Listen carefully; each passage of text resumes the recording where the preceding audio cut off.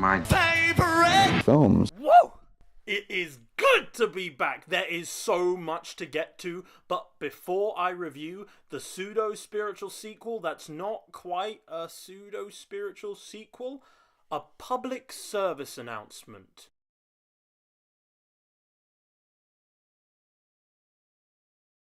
When I went to see 10 Cloverfield Lane, it was a Sunday. It was a matinee. It was... There was, most likely gonna be no one there. It was me and maybe 10 other people in the cinema. It'd been out for nearly a month, or maybe in 2 weeks, I don't know. But, peaceful, Sunday afternoon trip to the cinema to see what I heard was gonna be a really good film. We'll get onto that in a bit of a second. Then, in the build-up towards a really tense, fantastic moment in the film, I catch, out of the corner of my eye and my ear, a subhuman. Someone who doesn't quite operate on the same level as the rest of us, because this skinwalker was doing this. And by this, I mean he had a device, like you and I have, a phone, up to his ear, and he was talking to someone. Why? What? No. You don't do that. What do? I know I can't be the first person to have noticed this creature from the land that manners forgot, but as the first to speak up, I muster the firmest tone I have available and ask this arsehole to stop using his phone while the film is playing. And you know what his response was?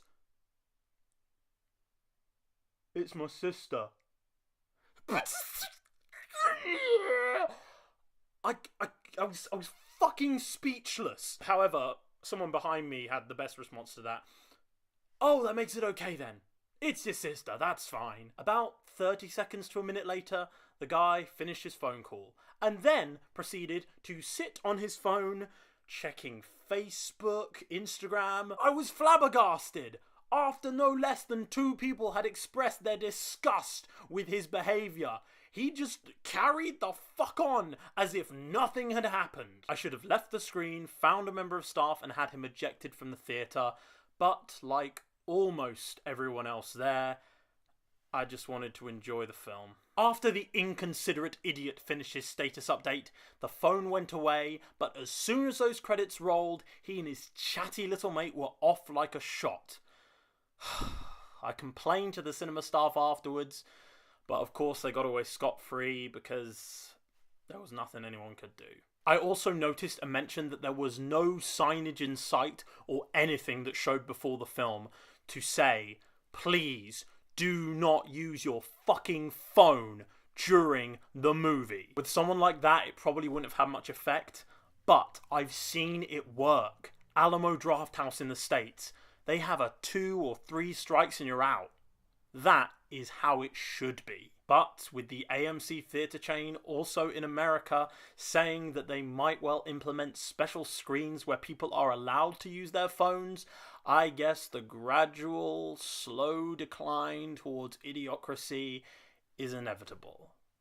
Ugh! I hate to start an episode on such a down note, but I could not suffer in relative silence. On with the review. 10 Cloverfield Lane is the first feature film from commercial veteran and internet filmmaker Dan Trachtenberg. It's written by Josh Campbell, Matthew Stucken, and Damien Chazelle, he of Whiplash fame, and it stars John Goodman, Mary Elizabeth Winstead, and John Gallagher Jr. My God, is this film sublime. Absolutely fantastic film. That gives it away a bit, but I don't know if enough people saw this movie. It is one of the most tense thrillers I have seen in forever. Considering that it started out as an ultra-low budget spec script going by the name of The Cellar, to see a film like this get a wide release is brilliant. First things first though, this is not a sequel to Cloverfield. Somewhat misleading marketing there from J.J. Abrams. Bad Robot's the production company that he owns. They had a hand in creating this. There's a couple of throwaway references and one big, hey, look, Cloverfield moment. But don't worry if you haven't seen the first film. I say first film, not really first film. Don't worry if you haven't seen it. Doesn't matter. This film is its own beast, and I mean beast. It is so... The film's script is our unsung hero here. Despite going through, one must assume, multiple drafts at the hands of 3 different screenwriters, it is smooth, subtle, building the necessary exposition without it feeling like a dump onto our characters or the story. The plot weaves its thread carefully, gets under your skin with these 3 different characters interacting in a confined space, and that's where the performances, the fucking perfect performances, come in. John motherfucking Goodman. I was in the car with my dad on the way to the cinema, and I said, John Goodman is one of the best actors of his generation. 10 Cloverfield Lane adds another arrow to his quiver. I have never seen him play a more terrifying character. There is so much that goes on underneath the surface. You feel uncomfortable. Mary Elizabeth Winstead, you're watching her deal with everything that he puts upon her, and it's just, you squirm. He's one of those actors where you know it's John Goodman. He looks like John Goodman looks. It's, you can't get away from that. But you believe that he is a different person, and it just, I can't give away anything about this film. I'm not going to. Definite no spoilers here. But watch it and you'll know what I mean. If John Goodman is the uncomfortable undercurrent that creeps you out when he's both on and off screen, then Mary Elizabeth Winstead is the badass spine of a protagonist who you root for with every fibre of your being. Winstead channels Ellen Ripley and Imperator Furiosa in what is without a single doubt the best performance I have ever seen her give.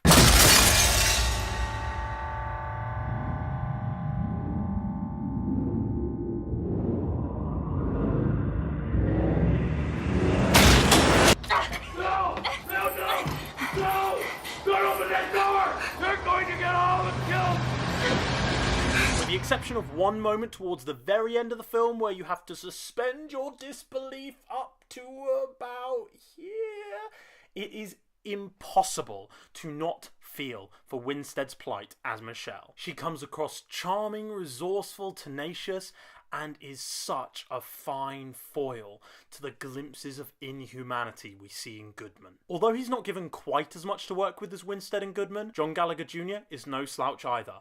There's a monologue that he gives a little later in the film that provides just enough for you to connect with his character. Unlike a lot of other productions, 10 Cloverfield Lane was filmed in chronological order on just one set, and the excellent effects of these filmmaking decisions could not come across more in the finished product.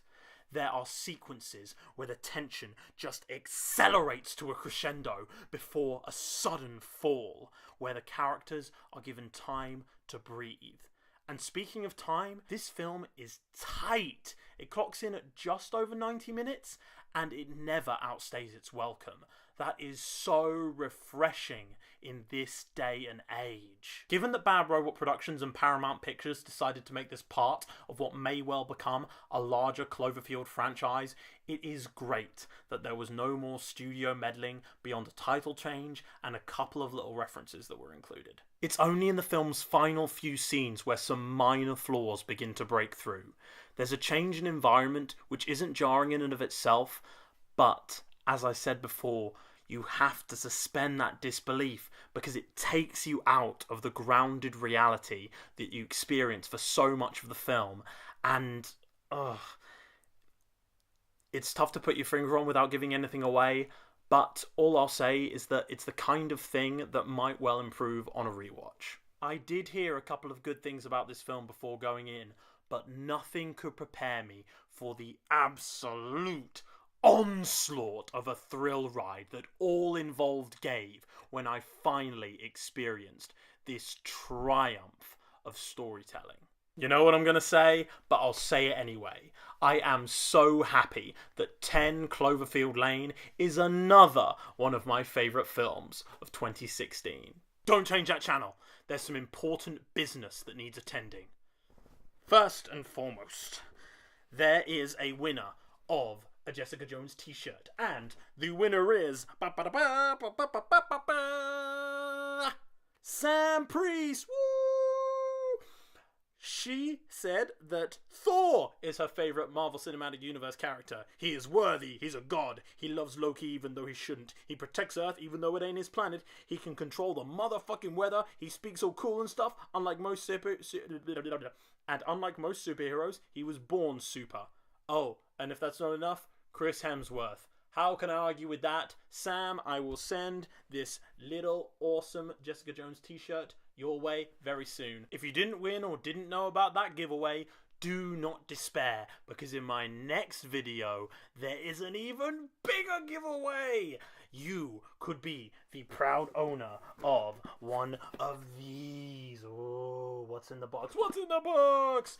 You know, I'll show you a little sneak preview of what's in this box. Another sweet t-shirt. Spock v Spock, mirror, mirror, what? Maybe a reversible Daredevil Punisher hat. Maybe this cool little, Predator figure.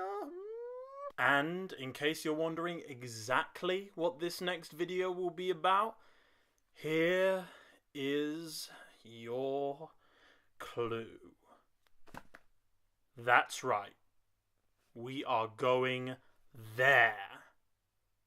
Oh, I hope that wasn't more rant than review, but if you sat through either one or both, thanks for watching, and I'll see you next time. God versus man. Day versus night.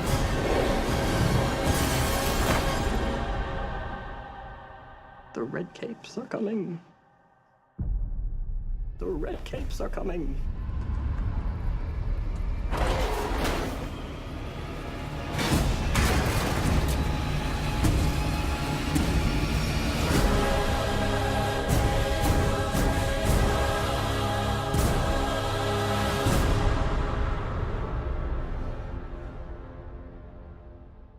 Using a Game Boy to check if I'm filming.